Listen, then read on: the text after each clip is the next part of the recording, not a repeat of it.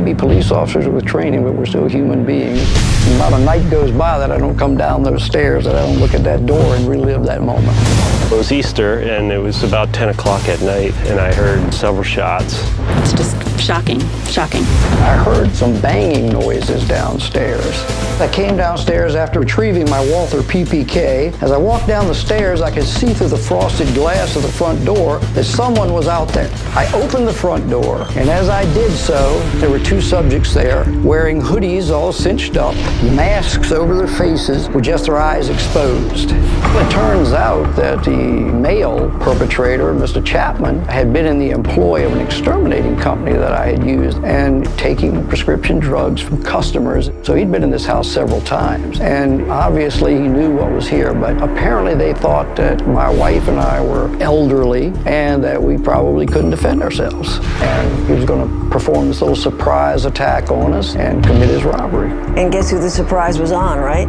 Well, exactly. The subject to my direct left said, "Hey, mother," he jumped at me. The subject to my right pulled out an aluminum baseball bat, raised it up to strike me. I figured he's going to beat my brains out with it. And so I fell back into the hallway, pulled the Walther up, fired several shots at the subject, and the two turned around and started to run. He had fallen right there in the yard, and I could see that he was incapacitated. So I came back in, told my wife to call 911 and also call for an ambulance. I heard a car start. The backup lights came on, and my first instinct was that whoever's in that car plans to back over me in order to get the accomplice out of the front yard. So at that point, I turned around, raised my Glock, I fired several shots, and at that point the car went into drive, and the subject pulled down the street at a high rate of speed. Turned out it was a woman, and they managed to find the other party and arrest her. The homeowner was in fear for his life. He was acting in self-defense. Residents in this neighborhood tell me you can't get any more safe than this rural area here in Maryland. But they also realize that what happened to Wes that night could have happened to them. We couldn't imagine. Easily could have been our house with our two little girls in it and my husband trying to defend our home. For us, it was just, thank God, it was Wes who was able to defend himself, who had firearms and who knew how to use them. If I had not had that weapon in my hand and I had not been prepared, then I feel that I probably would have been killed. I ran thousands and thousands of calls during my law enforcement career. So many times you see people that are victims, homicides. And I was in the District of Columbia, which had the most harsh handgun laws in the country. And you think that if these people had a way to defend themselves, that this would have come out another way. So to do anything that would nullify a citizen's right to keep and bear arms is purely ludicrous. Well, I don't own one, but yeah, it's definitely something I've been thinking about, sure.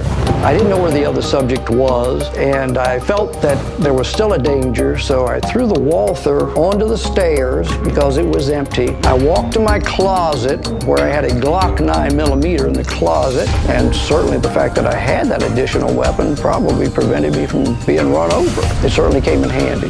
He couldn't have picked the worst neighborhood or the worst house to go to. He's an ex-cop. He's an ex-cop. In the two small streets here, we've got about 11 either active or retired law enforcement officers. And he was in my house. There was no way that he could not have known that I was a retired law enforcement officer because there are numerous pictures around here of me in my policing days. So you just think those kind of things can't happen to you, and believe me, they can.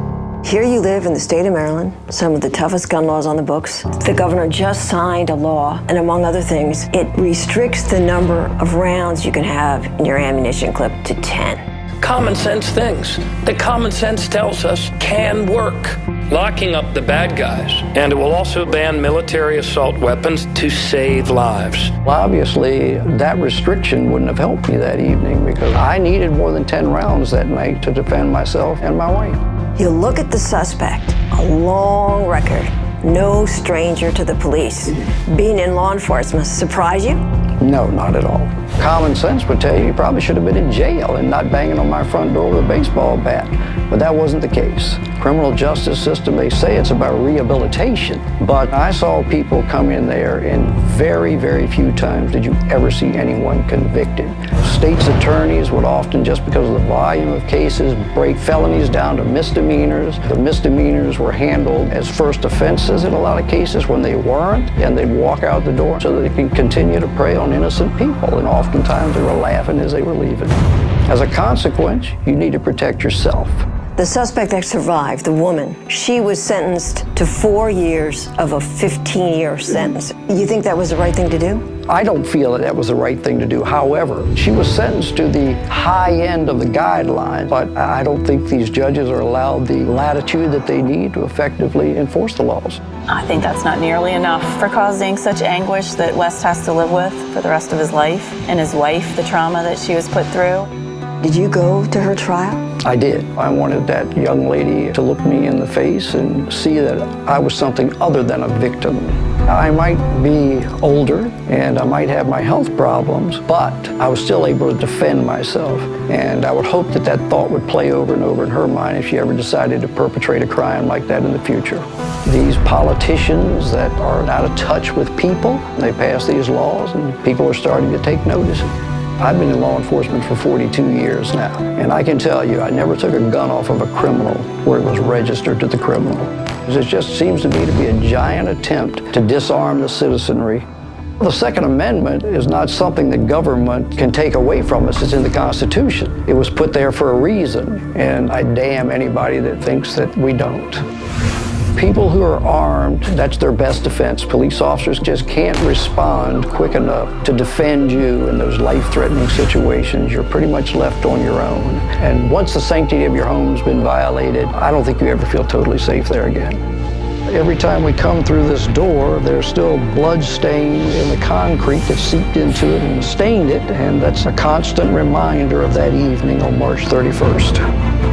I bet you count your lucky stars every day, huh? I do indeed. I do indeed. And thank God for the Second Amendment.